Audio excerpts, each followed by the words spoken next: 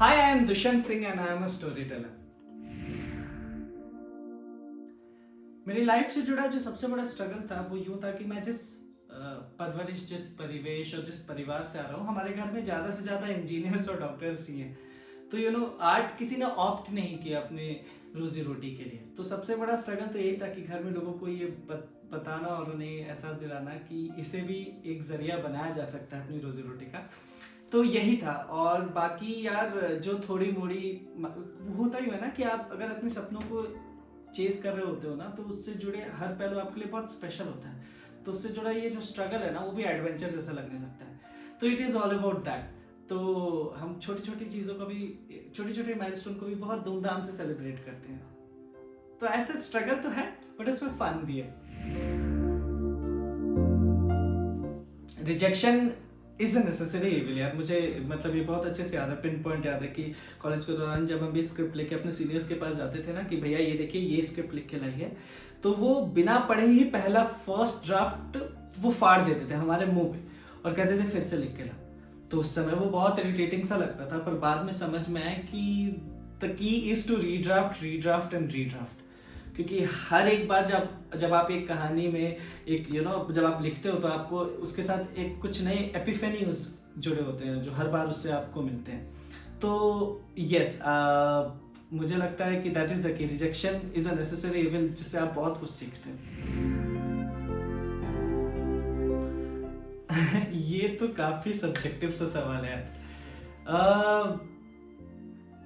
देखो, मुकम्मल जहां तो किसी को नसीब ना हुआ है ना होगा, तो यकीनन कुछ मलाल जरूर है, पर वो इतने नहीं है कि वापस जिंदगी में जाके उन्हें बदले जाएं।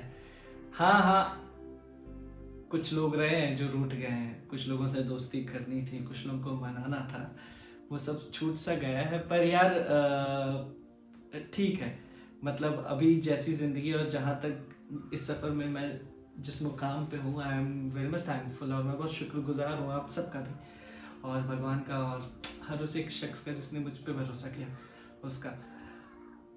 सो या ऐसा कुछ खास, ऐसा कोई एक लम्हा नहीं है जो मैं बदलना चाहूँगा, बल्कि दोबारा रिलीव करना चाहूँगा। हाँ, एक नए नज़रिए से थोड़ा ज़्यादा संभलते हुए, तो कुछ ऐसा ही।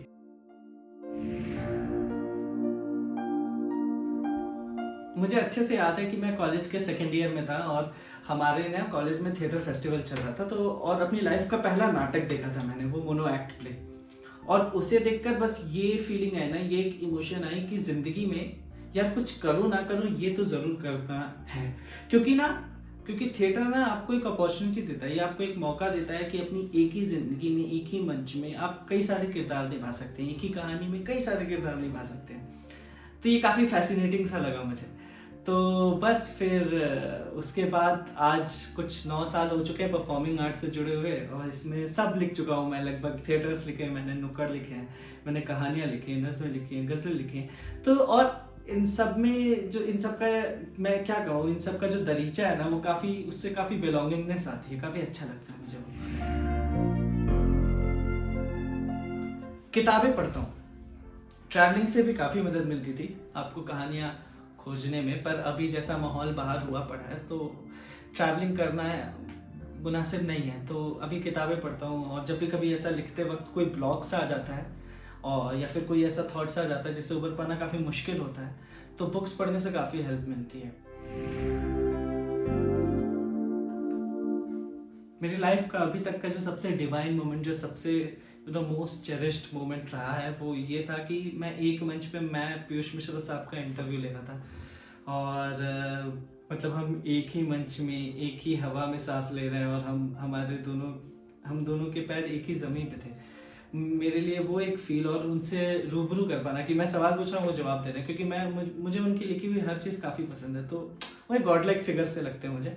तो मेरी लाइफ का जो सबसे बड़ा एकम्प्लिशमेंट, जो कहूँगा आगे और भी आने हैं, पर अभी फिलहाल अब तक की ज़िंदगी में जितने भी रहे उसमें पीयूष मिश्रा साहब से वो जो छोटी सी मुलाकात थी, वो जो छोटी सी बात थी ना, वो मेरे दिल में सबसे बड़ा घर लेकर रह रही है। सो या बेस्ट पीस ऑफ एडवाइस, मुझे लगता है, मेरे ओपिनियन में, इट्स ऑनेस्टी, सच्चाई। बोलते हैं ना, किसी भी काम की पहली शर्त ईमानदारी होती है।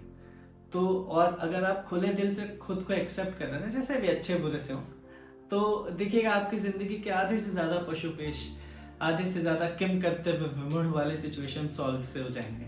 तो ऑनेस्टी गाइस, उसे एक्सेप्ट करें।